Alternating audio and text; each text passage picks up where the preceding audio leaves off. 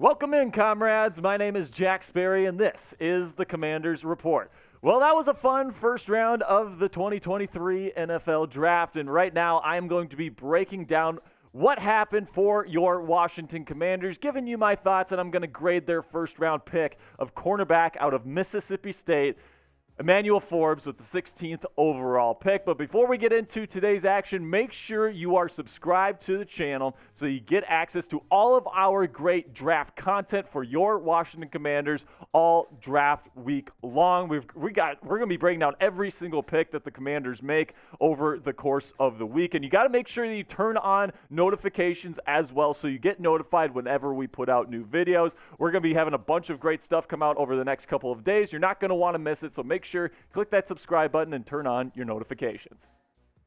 So now let's start here with Mississippi State cornerback Emmanuel Forbes, now Washington Commanders quarterback.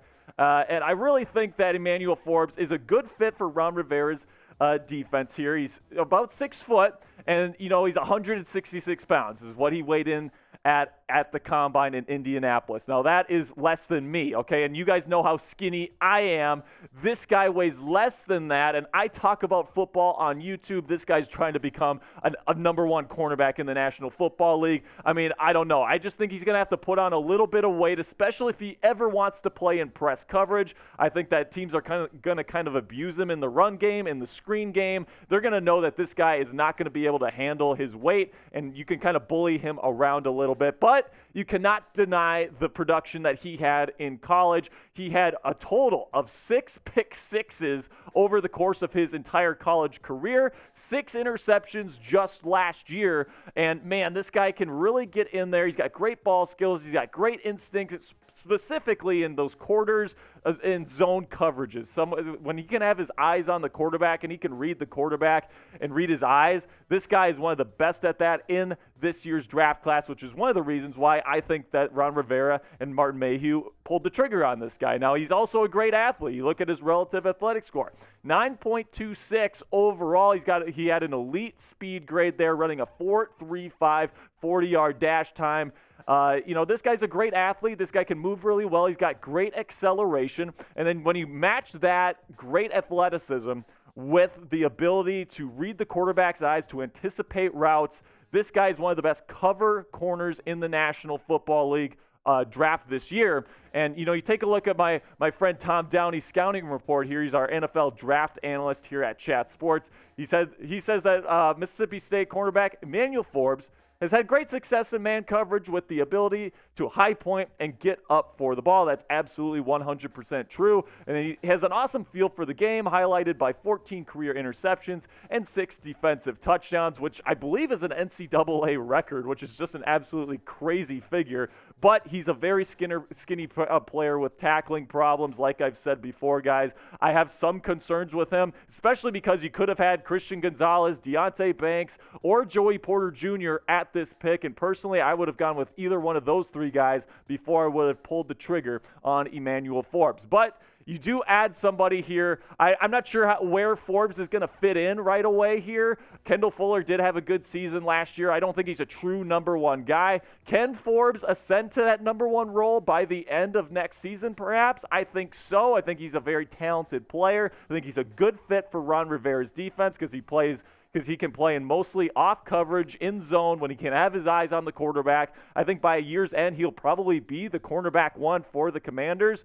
But I think he might have to kind of take a back seat to Kendall Fuller at the start of the year. You got some nice pieces behind those 2 guys in Benjamin St-Juste, Cameron Dantzler, Danny Johnson. You've got a nice collection of talent here if you're Ron Rivera, Jack Del Rio, and company. I think it's a very good room here for the Commanders. So let me know right now what you guys think about this pick in the comments section here. Give me a grade here, A, B, C, D, or F.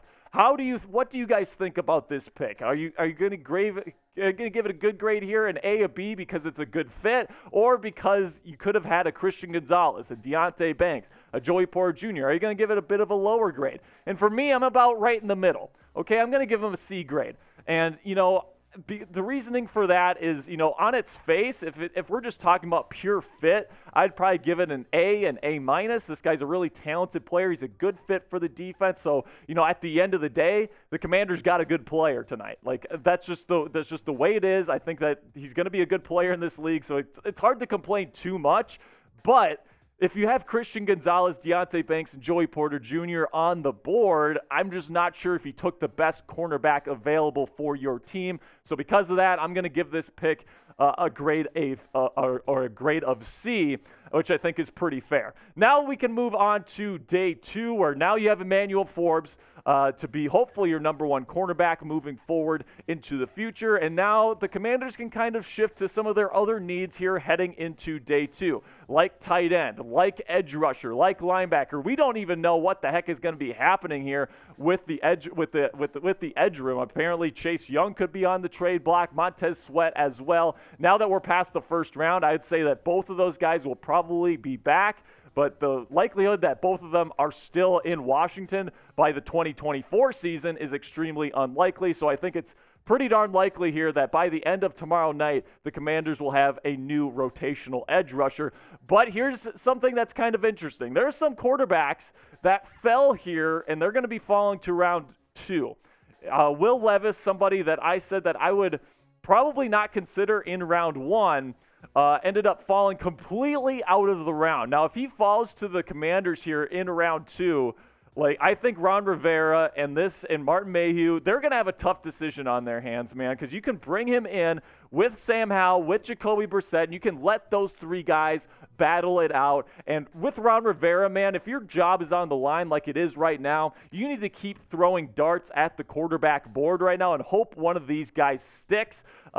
Sam Howell, let's just call it what it is. I believe in him. I think that he could be a potential starter in this league. But let's just acknowledge the fact that he was a 5th-round pick, and there was a reason for that. Of course, Jacoby Brissett is kind of a journeyman quarterback at this point. Will Levis is somebody with a great skill set, somebody that, I think he's a little bit more of a project. But, man, if you're Ron Rivera, you're trying to save your job. I mean, getting a talented guy like Levis in the quarterback room certainly makes some sense. And then you've got Hendon Hooker as well, somebody that could be a good option for Washington. Clayton Tune and Jake Haener right behind them on Tom Downey's big board there. Those are the top QBs available. And then if you wanted to go get an offensive tackle perhaps, we all know how much the Commanders need help on the offensive line. DeJuan Jones, probably a right tackle here. A really good player, though, really intelligent player. Matthew Bergeron might be a really good fit for the Commanders' offensive line because he's got versatility to play at tackle, at guard. I think he could play either in the National Football League, and he's got some good movement skills that I really like. And then Tyler Steen and Nick Saldiveri out of Old Dominion are some other options there. And then, of course, the Washington Commanders do need a coverage linebacker as well. Drew Sanders, Trenton Simpson, Diane Henley, and Dorian Williams are the best available on our big board here at Chat Sports. If the Commanders landed any one of these guys, I would be certainly happy on day 2. But you guys let me know, which player do you want the Commanders to draft next? Which guy do you want to fall to the Commanders in round 2 or in round 3 for that matter? I think tomorrow's going to be a very interesting day for the Washington Commanders to see who they take, to see what needs they feel like need to be addressed, because plain simply, once you get past day 2, you're kind of getting into the territory where you're getting some developmental pieces, some depth pieces. You're really trying to get your starters here or your potential starters on day 1 or day 2. So it's going to be interesting to see which positions they value here coming up tomorrow night. All right, that's going to be it for today's show, guys. I really appreciate you stopping by. Make sure you click that subscribe button and turn on your notifications so you always know when we put out new videos during the NFL draft for your Washington Commanders. I will see you guys later, man. I really do appreciate you. Peace.